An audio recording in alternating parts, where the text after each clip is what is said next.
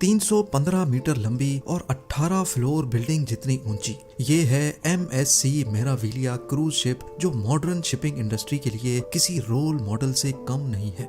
80,000 ton या फिर 8,000 African हाथी से भी ज्यादा वजनी ये क्रूज शिप समंदर में तैरते किसी छोटे विलेज का मंजर पेश करती है। ये पूरी तरह से सेल्फ सफिशिएंट है, जो 7,000 लोगों को कई हफ्तों तक किसी भी चीज की कमी महसूस नहीं होने देती। 2500 luxury sweets, casinos, fitness centre, open terraces, pools, water parks, dancing floors, restaurants और हत्ता के इसके अंदर एक पूरा शॉपिंग मॉल भी मौजूद है। इसकी कंस्ट्रक्शन में टोटल 1 अरब US डॉलर्स यानी कि 8,250 करोड़ रुपए और 60 लाख घंटों की मेहनत लगी, जो 450 इंजीनियर्स और हजारों वर्कर्स की दिन रात की मेहनत के सिवा मुमकिन नहीं था। शिपिंग कंपनी MSC ने इसकी डिजाइन और कंस्ट्रक्शन के लिए फ्रांस की एक कंपनी को कॉन्ट्रैक्ट दिया। उनकी रिक्वायरमेंट थी कि उनको एक ऐसी क्रूज शिप चाहिए जो स्टेबिलिटी में दुनिया की तमाम शिप से ऊपर हो, जो जब चले तो उसमें जरा सी भी वाइब्रेशन ना हो, उसमें कोई ऐसा मैकेनिज्म हो कि अंदर बैठे लोगों को सी सिकनेस या फिर मोशन सिकनेस भी ना हो। और सबसे बढ़कर MSC को ये पूरी क्रूज शिप सिर्फ 4 सालों के अंदर अंदर चाहिए थी। डेडलाइन से एक भी दिन ऊपर गया तो कंस्ट्रक्शन कंपनी को रोजाना 1 लाख यूरोस का जुर्माना अदा करना पड़ेगा। पर सवाल है कि इतने कम वक्त में ये मुमकिन कैसे होगा। ज़ेम टीवी की वीडियोस में एक बार फिर से खुशामदीद। नाजरीन, STX फ्रांस, जिनको इस स्टील के पहाड़ को खड़ा करने का चैलेंज सौंपा गया था, उनको इसकी कंस्ट्रक्शन के दौरान कई चैलेंजेस का सामना करना पड़ा। कुछ फीचर्स तो ऐसे भी थे जो शिपिंग इंडस्ट्री में पहली बार अटेम्प्ट किए जा रहे थे। 4 सालों की डेडलाइन में से मेराविलिया की प्लानिंग और डिजाइनिंग में ही 2 साल गुजर गए। 2015 में ऑफिशियली इसकी कंस्ट्रक्शन का आगाज हुआ, जबकि 2016 में इनको ये वेसल डिलीवर करनी थी। 150 हेक्टेयर्स बड़े सेंट नज़ेर शिपिंग यार्ड में हजारों स्टील की शीट्स मंगाई गई। 315 मीटर लंबी क्रूज शिप पर कौन से हिस्से में कौन सा पार्ट कितना बड़ा और किस शेप में होगा, ये डिजाइन पहले से रेडी थे। बस अब सिर्फ इनको काटना था और वही सबसे एक्यूरेसी वाला काम था। इसके लिए एक रोबोटिक आर्म की मदद ली गई। इस दौरान इनको एक शीट में से ज्यादा पीसेस काटने थे ताकि स्टील शीट की वेस्टेज कम से कम हो। ये इतना एक्यूरेसी वाला काम था कि इसको हाथों की मदद से करना इम्पॉसिबल था, क्योंकि अगर एक भी पीस में 1 मिलीमीटर का भी फर्क आया तो पूरी 2 सालों की मेहनत जाया हो सकती है। मेराविलिया को बनाने के लिए टोटल 3 लाख पीसेस चाहिए थे, वो भी अलग अलग शेप के। इन पीसेस को वेल्ड करके बहुत कॉम्प्लेक्स पार्ट्स बनाए जाने थे, जैसा कि ये बल्बस बो, जिसको मरीन इंजीनियर्स बल्ब भी कहते हैं। ये बड़ी बड़ी शिप्स के बिल्कुल फ्रंट एंड पे लगता है, जो क्रूज के दौरान पानी को काटने में मदद करता है। अगर ये बल्बस बो ना हो तो शिप्स को ज्यादा ड्रैग का सामना करना पड़ता है, और ज्यादा ड्रैग का मतलब है कि ज्यादा फ्यूल इस्तेमाल होगा। बल्बस बो के अलावा शिप का हल बनाना भी एक बहुत ही कॉम्प्लिकेटेड टास्क होता है। ये मेन बॉडी होती है जो लाखों टन वजनी शिप को पानी में फ्लोट करती है। इसका डिजाइन और शेप बहुत ही इम्पोर्टेंट होता है, क्योंकि ये अलग अलग समंदरों में अलग तरह से रिएक्ट करता है। सॉफ्टवेयर की मदद से 150 हल डिजाइन्स बनाए गए और फिर एक एक को सिमुलेटर पे टेस्ट किया गया। ये सारी टेस्टिंग एक डमी शिप पे की गई, जिसमें जगह जगह सेंसर्स लगाए गए। कितनी स्पीड पे पानी की फोर्सेस का शिप पर क्या असर होगा, ये सारी टेस्टिंग करने के बाद जो हल सबसे स्टेबल था उसको सेलेक्ट किया गया। अब बारी थी मेराविलिया के सबसे इम्पोर्टेंट हिस्से यानी प्रोपेलर्स की। 20 मीटर ऊंचे ये स्टील के देव 80,000 टन वजनी क्रूज शिप को चलाने की ताकत रखते हैं।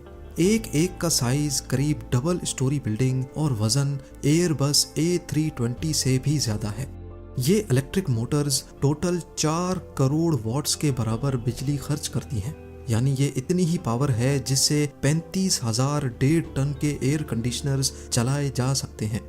इन इंजन्स को खास तौर पे ऐसे डिजाइन किया गया कि ये किसी किस्म की भी वाइब्रेशंस पैदा ना करें, और अगर करें भी तो इनके अंदर स्पेशल वाइब्रेशन डैम्पिंग मटेरियल लगाया गया है। इंजीनियर्स का क्लेम है कि ये इंजन्स मेराविलिया को हर किस्म की वाइब्रेशन से पाक रखेंगे। अपनी टॉप स्पीड यानी 22.7 नॉट्स या फिर 42 किलोमीटर्स पर आवर की स्पीड पर क्रूज के दौरान भी अंदर बैठे पैसेंजर्स को ऐसे महसूस होता है जैसे वो बीच समंदर में किसी 5 स्टार होटल में बैठे हैं। MSC मेराविलिया की इलेक्ट्रिसिटी रिक्वायरमेंट्स की बात की जाए तो इसमें पूरा पावर स्टेशन इंस्टॉल करने का फैसला किया गया। ये एक तरह का तैरता हुआ विलेज है जिसमें 7,000 लोग कम से कम भी 7 दिनों के लिए रहते हैं। 2,500 लग्जरी स्वीट्स, कैसीनोज, थिएटर्स और दूसरी लग्जरी फैसिलिटीज बहुत ज्यादा बिजली इस्तेमाल करती हैं। ये पावर स्टेशन 4 बड़े बड़े डीजल जनरेटर से बना है जो 11,000 वोल्ट्स करंट प्रोड्यूस करते हैं। इंजन की डिमांड पूरी करने के बाद ट्रांसफार्मर्स लगाकर ये वोल्टेज 230 वोल्ट्स पे लाई जाती है ताकि पैसेंजर्स इसको अपने इस्तेमाल में ला सकें। इलेक्ट्रिसिटी को शिप के कोने कोने में पहुंचाने के लिए मेराविलिया पर जो वायरिंग की गई है उसकी टोटल लंबाई 1500 किलोमीटर के करीब है। क्योंकि ये एक जायंट शिप है इसी वजह से इसको वन पीस में बनाना तो पॉसिबल ही नहीं था। इंजीनियर्स ने डेडलाइन को पूरा करने के लिए इसके मुख्तलिफ मॉड्यूल्स को अलग अलग कंस्ट्रक्ट किया था। अब बारी थी असेंबली की, यानी तमाम मॉड्यूल्स को उठाकर एक दूसरे के ऊपर फिट करने की। ये एक तरह का जायंट पजल सॉल्व करने जैसी गेम थी। 5,000 टन वजनी क्रेन की मदद से असेंबली का काम शुरू किया गया। एक एक मॉड्यूल को इंतहाई एक्यूरेसी से लगाना बहुत जरूरी था। सारे मॉड्यूल्स को एक दूसरे के ऊपर फिट करने में और शिप की शक्ल बनने में पूरे 9 महीने लग गए। क्रूज शिप्स पे नॉर्मली लोग अपनी वेकेशन स्पेंड करने जाते हैं और ये कम से कम भी अपनी डेस्टिनेशन तक पहुंचने में 1 हफ्ता लगाती हैं। मेराविलिया पर 7,000 पैसेंजर्स को रहना था और इनकी पानी की रिक्वायरमेंट को पूरा करना ही एक बहुत मुश्किल टास्क होने वाला था। फ्रेश वाटर सिर्फ पीने के काम ही नहीं बल्कि पूल्स, शॉवर्स और कुकिंग में भी यूज होता है। एस्टिमेट लगाया जाए तो शिप पे एक शख्स रोजाना 200 क्यूबिक मीटर पानी इस्तेमाल करता है, यानी अगर 7,000 पैसेंजर्स होंगे तो 14 लाख क्यूबिक मीटर पानी, वो भी रोज का। अब इतने ज्यादा पानी को तो कोई भी शिप स्टोर नहीं कर सकती। इस मसले से निपटने के लिए ऑन बोर्ड डीसैलिनेशन प्लांट्स लगाए जाते हैं। समंदर के पानी को गर्म करके स्टीम में कन्वर्ट किया जाता है जिससे सॉल्ट्स पानी से अलग हो जाते हैं। मेराविलिया के केस में पानी गर्म करने के लिए इंजन की हीट को ही इस्तेमाल करने का मैकेनिज्म लगाया गया। वो हीट जो किसी काम की नहीं होती उसको इस्तेमाल करके एक फ्यूल एफिशिएंट सिस्टम बनाया गया।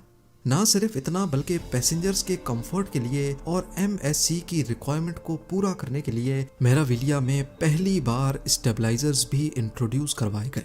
समंदर में सफर के दौरान शिप रोल करती रहती है। ये मूवमेंट कई पैसेंजर्स को नौजिया और चक्कर दिलाती है। इस कंडीशन को सी सिकनेस या फिर मोशन सिकनेस कहा जाता है। अब इस मसले से जान छुड़ाने के लिए मेराविलिया पर स्टेबलाइजर्स लगाए गए। शिप जैसे ही पोर्ट से निकलती है ये स्टेबलाइजर्स बाहर निकलते हैं और ये वेसल की रोल मूवमेंट पर काफी हद तक काबू पा लेते हैं। यूं समझ लें कि ये एक तरह के ऑटोमेटिक शॉक एब्जॉर्बर्स हैं जो वक्त की बहुत ज्यादा जरूरत थी। शिप की कंप्लीट असेंबली के बाद अब बारी थी इसको पहली बार पानी में उतारने की। असेंबली डॉक में पानी भरा गया और पहली बार मेराविलिया को डॉक से बाहर टेस्टिंग के लिए निकाला गया। Engines, power generation, safety system और लीकेजेस चेक करने के बाद मेराविलिया को फिनिशिंग के लिए फिट करार दे दिया गया। अगर इंटीरियर डिजाइनिंग की बात की जाए तो मेराविलिया में 315 फीट लंबा sea front shopping mall, restaurants, cafe और रिलैक्सिंग के लिए एक पब्लिक स्पेस है जिसको गैलरिया मेराविलिया का नाम दिया गया है।